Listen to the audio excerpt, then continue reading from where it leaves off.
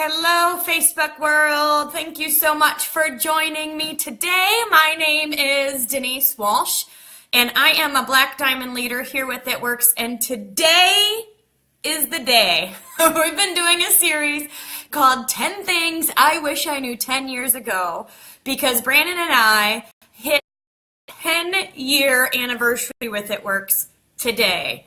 And honestly, it's a bit emotional because I didn't expect it to be, but it is when you think of how our lives have changed over the past 10 years and how our families' lives have changed, not just us, but our children, of course, and then I've got cousins and aunts and uncles, and just what a blessing It Works has been. And honestly, our team are the ones we hang out with the most. So we've built the bestest of relationships throughout this business. And I am just so grateful to be a part of this company, and so grateful that we said yes 10 years ago. And so I'm going to share with you guys, I'm a little nervous and excited. It's like excited, nervous. And I realize if you haven't done something that's exciting and nervous, like nervous excitement, then you haven't stretched yourself in a while. So we always want to make sure we're doing something that gives us those butterflies in our stomachs, because that's how we know we're taking ourselves to that whole nother level, right? Well, today is the day. I'm going to share with you a bit of our Black Diamond story and what I learned as we pushed and created momentum within our team to make Black Diamond happen. Now, for those of you that don't know, Black Diamond is kind of like I don't know how to describe it, like a Girl Scout badge. It's not necessarily a new rank in our business, but it's the highest honor, I guess I would say. And in order to achieve Black Diamond, you have to earn $100,000 a month for 6 consecutive months. And again, 10 years ago when I got started with this, that would have been blowing my mind, like even to think of the possibility of that. But as we continue to grow up the compensation plan, every time you promote, you go, oh, that wasn't that bad. And you go to the next one and you're like, oh, I can do it. I can go Ruby. Okay. I can go Emerald. Okay. And you kind of keep going up. Well, we were both Ambassador Diamond. I was Ambassador, Brandon was Ambassador, and we were ambassadors for quite a while. Ambassador is the top pin level in the company. We were there for about 4 years before they introduced the 2.0 spot, which is just kind of another leg for us to build. And throughout that, I think within those years, they announced the goal of Black Diamond. So this certainly wasn't something that was even on It Works radar for a while, but they knew that goal getters need a goal. So they gave us a new challenge of hitting the rank of Black Diamond. And the first year, we had 4 months under our belt. And a couple things happened. Number one, I thought, oh, it's in the bag. Oh, we got this. No big deal. We got this. I also started to think fear-based thoughts. I started to think, what if we only lost Black Diamond by a couple $1,000s? I kept thinking 98, 98, 98, 98, 98, 98 in my mind. Now, you guys, when I'm telling this story and I'm saying these numbers, just please know that it's not about the money at all. At that moment, it was about the goal. It was about hitting a goal, okay? So the goal is 100. I kept thinking 98, 98, 98, 98. Wouldn't that be so funny? 98, 98, 98, 98, 98, 98. And I lived there. So I thought that, and then I entertained it. I didn't capture it. I didn't change it. I entertained it, and I allowed that to stir. You know what I mean? I just focused there. And when checks were posted, Pam called me a few days beforehand just to give me an idea, and she said, Denise, month 5, you didn't make it. And I was sad. Now, who cries over a $98,000 check, you guys? That's not the point. But I was sad because it was a goal, and I missed it. And if you've ever missed a goal, you know the disappointment that can happen, whatever goal it is. And I had missed goals before, and I had parties where nobody showed up, and I had, that stuff had happened for sure throughout those years, but this was, a big goal, and I missed it. And I was sad and a bit angry. If you've ever missed a goal, you know that sometimes you can be a little bit bitter, and I was like, screw it. If it's going to happen, it's going to happen. So the next year, I was like, whatever, we'll see if it happens or not. And I just kind of let things go. So like I had the goal in my mind, but I wasn't focused on it. I was like, whatever, if it happens, it happens, okay? Well, I think we had 3 or 4 months that year, and then it fell, and I was like, see, told ya. Just annoyed, you know, like bad attitude. And that certainly wasn't going to get me to my goal. So then the next year, I decided, Brandon and I decided, we're like, all right, it's not going to happen on its own. Clearly, it's not.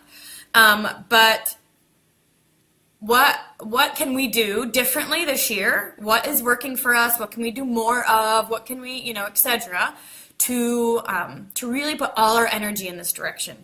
And so we got to work. We first of all, what we did is we got really clear on what we wanted. So we knew it wasn't going to happen on its own. So we had to really decide what we wanted.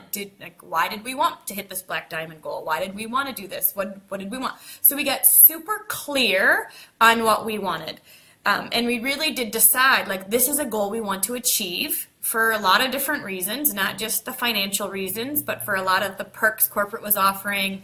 Sometimes I just like to win, you know, our team was like, all right, they needed new momentum and new excitement. So we knew it would help them for us to be pouring all this energy into it. And so we got really clear on what we wanted and why we wanted it. And then we started taking massive action. So we did power hours with our team. We did parties. We had just a clear focus, you know.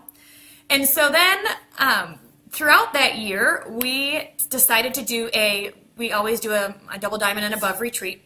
And this particular year, we decided to do a come as you will be party. And this is, I learned this from Jack Canfield and the Success Principles book. And he talks about creating a party where you come as if you will be in 10 years. So we had signs that said, welcome to your future, 2025. We had, we just went all out. We had binoculars that said, where there is no vision, the people perish. We talked about the fact that as leaders, we need to know where we're going because people follow people who know who they are and know where they're going. And so because of this party, we had to do all this work, inner work. Actually, lots of people and lots of you watching were even mad at me for making you do it. And we had to do it too. So we got to do it too, I should say. We did we did things like 30 things I want to do, 30 things I want to be, 30 things I want to have. What does my ideal day look like? What do I want my children to experience? We wrote down like an I wish list and just started writing things down, and it was there I realized I want to take my dad to Ireland. Like, I didn't know that, but now that's a goal, and it's a dream. I want to take my family on a Disney cruise, like my whole extended family, all the cousins. All these things just started bubbling up inside, and I got super excited. So that helped with the clarity. We got really clear on what we wanted, and we were just taking action towards it. So we were at that party, you guys. Some of you watching were there too, and we got a text from Mark. We had 4 months under our belt again, and we got a text from Mark that said we had month 5. We had month 5. Now, throughout this month, another number kept coming up. You know what I mean? It was like 78, 78, 78, 78, 78, 78. But what I learned is not to entertain that anymore. I learned to allow it, I learned to become a professional ignorer of that fear. Now, that doesn't mean the fear is going to go away, because I still had these thoughts of what if it happens, or what if it doesn't happen, or, whatever. It'd be so embarrassing. But I learned to professionally ignore that fear and focus solely on what we wanted. So I had the vision of what we wanted, and we were, and I was like battling with my mind, like 78, no, 78, and it was right about where I had kept claiming all month long. It was insane. So then we knew we had to work doubly hard to make sure that month 6 got in our hands, because you don't work, you don't want to lose it then, right? So I knew that my goal had to be up to notch. So I started saying 113, 113, 113. And this fear would come up, 78, 78, 78. And I'd go 113, 113, 113. And you guys, what I learned throughout this process is that the fear doesn't go away. The fear is just a part of life. Fear of success, fear of failure, fear of what if it what if it falls apart? What if it's so embarrassing? I don't want to say it out loud because what if it doesn't happen? What if it does happen? All the pressure will that be? All these silly things, and none of it are true, period. They're just not. But the fear doesn't go away. But what you can choose to do is get super clear about what you want and become a professional ignorer of that fear. Again, I'm not saying you professionally ignore all negative emotions or grief or, there's times when things like that need to be attended to, but I can tell you venting, complaining, and stewing in that negativity will never get you to your goal, because what it does is it distracts you and creates that focus. You're focusing on your fear at that time. And as we know, your focus forms your future. The other thing that I learned is that you absolutely become what you think about. Not only are we saying, think positive thoughts because it's good for you, but what you think about actually changes your brain. Like, it changes the neurons in your brain. And if you think these fear-based thoughts, what if, why me, victim, you're living in the world of drama and you're engaging in that drama, talking about people, like just things that are not life-affirming, your brain and neurons start to die and they look like cactus, like dead, And so if you choose, because it's a choice, you have two choices, to focus on what you want, to get really clear and speak life into it. That doesn't mean you see it yet, because I didn't see or know if this position or this pin level or whatever goal I was setting for myself was going to happen. I just had blinders on. I had blinders on. I didn't allow this to consume me. And so what happened was this went down. It didn't go away, but it went down. And this became so stinking loud. We had team members telling us that they had dreams we ran for president. We had team members telling us that they had dreams that, our check was way over 100 or that we totally made it and all these things. And not just we just weren't focusing on it, but there was so much positive energy going towards this goal, you guys, that it was it had to happen. It just did. And we all have the choice. Do we live in the world of drama? Do we live in the world of dreams? Do we live in a victim mentality, scarcity mentality, where we're grabbing for scraps, or do we live in a abundant mentality where there is enough to go around, and we claim victory over our family, and we are just living in this with what we want at the forefront of our mind. And what happens again is that when that's super clear, it goes from your head to your heart, and then you put things on the calendar, it goes to your feet, and you take massive action in that direction. So we got month 6. And not only did we get month 6, we got month 6 almost double, a couple thousand, a 10,000 more than we expected. It was insane. And we were so grateful. So grateful. And then some things started to pop up, guilty, feeling guilty for success, feeling guilty for the people that are, everybody's working so hard. Why did we get to experience this? Guilt for leaving people behind. If you guys have ever had that, maybe you've got family members and you kind of outgrow them and you're there's a little piece of you that feels guilty. There's parts of us that felt, or parts of me, I should say, that felt guilty for experiencing, for hitting it. And so I just have to share this part of the story because it really was a life changer for me. I was at the Black Diamond experience. So once you hit this pin level, Joel and Stephanie Dunn hit it as well. We got flown down in a private jet to corporate. We got a $5,000 shopping spree. We got to stay in this beautiful bed and breakfast. We got to fly to the island in a helicopter. It was amazing. Honestly, amazing. And there were parts of me that, again, just felt guilty for it. Or maybe, we didn't deserve it, just all this doubt. This fear, again, was still kind of creeping up. And so what I did every day, the month we hit Black Diamond and then beyond, was I listened to the Audible called The Strangest Secret by Earl Nightingale. The Strangest Secret. And that is one of the things I attribute our Black Diamond success to, because anytime I had those thoughts, and I know they're not true, you know what I mean? Like, I know it's not true. What's true is we worked our butt off, and, you know, whatever. Nobody deserves this. Like, it's not about that. And it really was just a matter of focusing again on, sorry, something came up on my screen. What was I saying? Strangest secret. Okay, so we were at the Black Diamond event, and I was going through this blah, and I went for a run. I listened to The Strangest Secret again, because anytime I was feeling blah, I would listen to that, and I'd remember, okay, focus on what, you know, what's the truth, what's, you know, what's really going on here, all that stuff.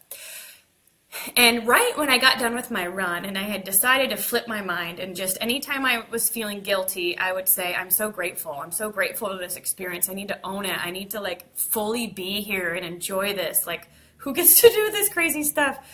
And I got a text from Allison. She's on here. And I always cry during this part.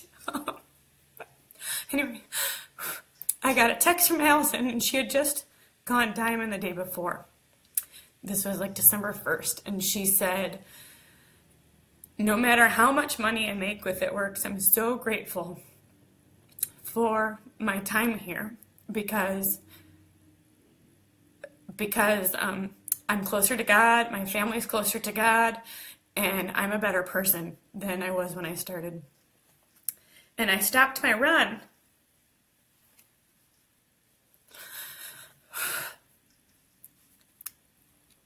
And I said, I'm doing what I'm supposed to do, you know? Like, I'm doing what I'm supposed to do. And I get to go on crazy private planes and go to an island and have a $5,000 shopping spree.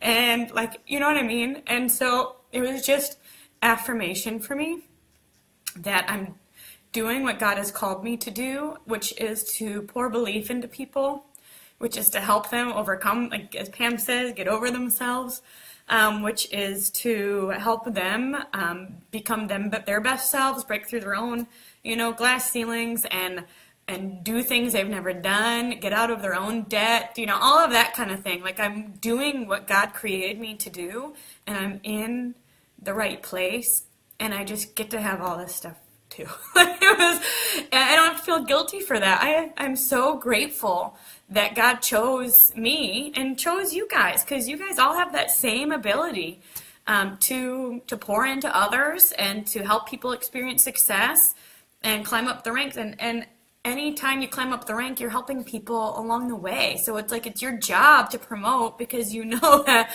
the more you promote, the more people will be promoting and changing their lives too.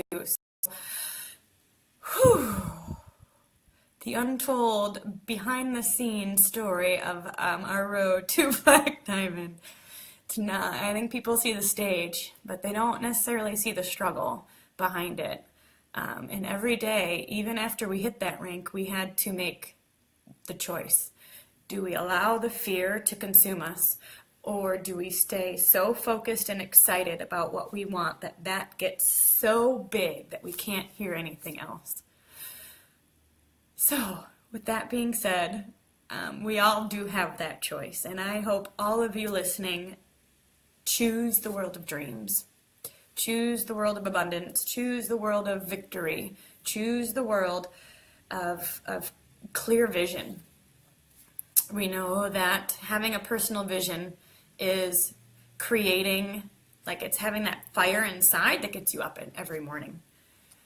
And I know that even a few years after hitting Black Diamond, it's our 10-year anniversary with It Works, my fire is still burning. I'm still excited about what I do, and I still know where I'm going, because I know I'm supposed to be here. And with that clarity and that excitement and that passion, like, the sky is the limit. You know what I mean? So I'm going to stay on a minute and just answer any questions that you guys have. But thank you so much for plugging in today. Whew, that was a tricky one for me, but I'm grateful to have you here. I'll be back on in a few days for tip number 6. We've got a few left for the end of the month, and I'm excited to share those with you. I happen to think every one is my favorite, but there's a few left that really are game changers for me. So, all right, let me answer some of your thoughts. Stay focused, but keep your eyes open for the clear vision. I love that. Thank you, Alita. You guys were all a part of it. It's so fun because a lot of you were on those power hours, you know, and you know the work we were doing and how excited we are. Allison, I know. Oh, part of that story, you guys, that's so cool. Allison told me this just this past year was that